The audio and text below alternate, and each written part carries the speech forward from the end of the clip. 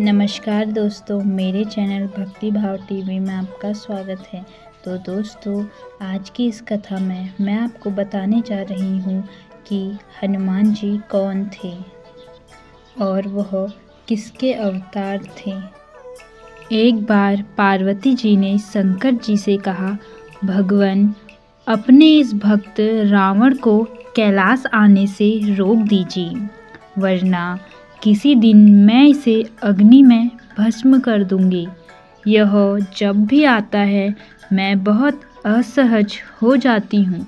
यह बात मुझे बिल्कुल भी पसंद नहीं है।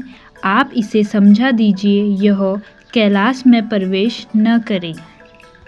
शिव जी जानते थे कि पार्वती सिर्फ उनके वरदान की मर्यादा रखने के लिए रावण को कुछ नहीं कहती है। वह चुपचाप उठकर बाहर आकर देखते हैं, रावण नंदी को परेशान कर रहा है। शिवजी को देखते ही वह हाथ जोड़कर प्रणाम करता है। प्रणाम महादेव, आओ दशानन, कैसे आना हुआ? मैं तो बस आपके दर्शन करने के लिए आ गया था महादेव। आखिर महादेव ने उसे समझना शुरू किया। देखो रावण, तुम्हारा यहाँ आना पार्वती को बिल्कुल भी पसंद नहीं है, इसीलिए तुम यहाँ मत आया करो। महादेव, यह आप क्या कह रहे हैं? आप ही ने तो मुझे किसी भी समय आपके दर्शन के लिए कैलाश पर्वत पर आने का वरदान दिया है और अब आप ही अपने वरदान को वापस ले रहे हैं। ऐसी बात नहीं है रावण, लेकिन तुम्हारे क्रियाकलापों से पार्वती परेशान रहती हैं और किसी दिन उसने तुम्हें श्राप दे दिया तो मैं भी कुछ नहीं कर पाऊंगा। इसीलिए बेहतर यही है कि तुम यहाँ पर न आओ। फिर आपका वरदान तो मिथ्या हो गया महादेव।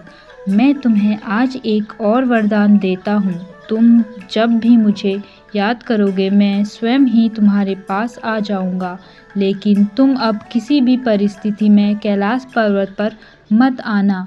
अब तुम यहाँ से जाओ, पार्वती तुमसे बहुत रुष्ट है। रावण चला जाता है।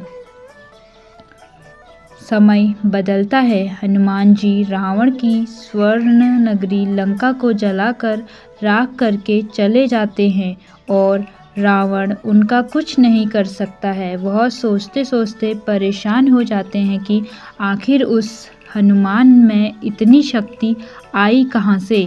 परेशान होकर वह महल में ही स्थित शिव मंदिर में जाकर शिवजी की प्रार्थना आरंभ करता है।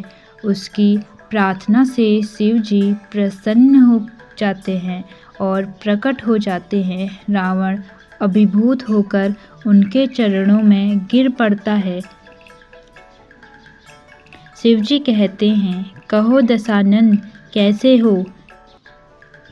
रावण कहता है, आप अंतर्यामी हैं महादेव, सब कुछ जानते हैं। प्रभु, एक अकेले बंदर ने मेरी लंका को और मेरे दर्प को भी जलाकर राख कर दिया। मैं जानना चाहता हूँ कि यह बंदर जिसका नाम हनुमान है आखिर कौन है, और प्रभु उसकी पूंछ तो और भी ज़्यादा शक्तिशाली थी, किस तरह सहजता से मेरी लंका को जला दिया। मुझे बताइए कि यह हनुमान कौन है। शिव जी मुस्कुराते हुए रावण की बात सुनते रहते हैं और फिर बताते हैं कि रावण, यह हनुमान और कोई नहीं, मेरा ही रुद्र अवतार है। विष्णु ने जब यह निश्चय किया कि वे पृथ्वी पर अवतार लेंगे और माता लक्ष्मी भी साथ ही अवतरित होंगी, तो मेरी इच्छा हुई कि मैं भी उनकी लीलाओं का साक्षी बनूं। और जब मैंने अपना यह निश्चय पार्वती को बताया तो वह हट कर बैठी कि मैं भी साथ ही रहूंगी, लेकिन यह समझ नहीं आया कि उसे इस लीला में किस तरह भागीदार बनाया जाए। तब सभी देवताओं ने मिलकर मुझे यह मार्ग बताया।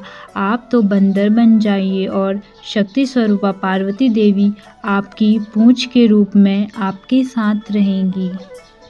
तभी आप दोनों साथ रह सकते हैं। और उसी अनुरूप मैंने हनुमान के रूप में जन्म लेकर राम जी की सेवा का व्रत रख लिया और शक्ति रूपा पार्वती ने पूज के रूप में और उसी सेवा के फल स्वरूप तुम्हारी लंका का दहन किया। अब सुनो रावण, तुम्हारे उद्धार का समय आ गया है। अतः श्री राम के हाथों तुम्हारा उद्धार होगा।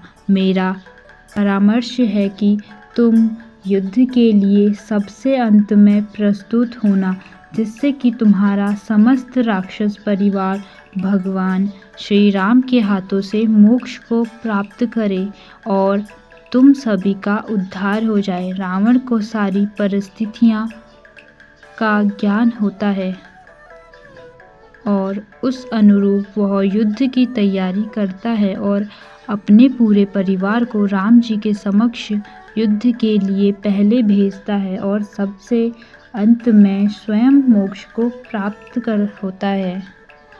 हर हर महादेव। दोस्तों, आपको ये कथा पसंद आई हो तो लाइक करें और ऐसी ही बहुत सारी कथाओं को सुनने के लिए मेरे चैनल को सब्सक्राइब करें। धन्यवाद।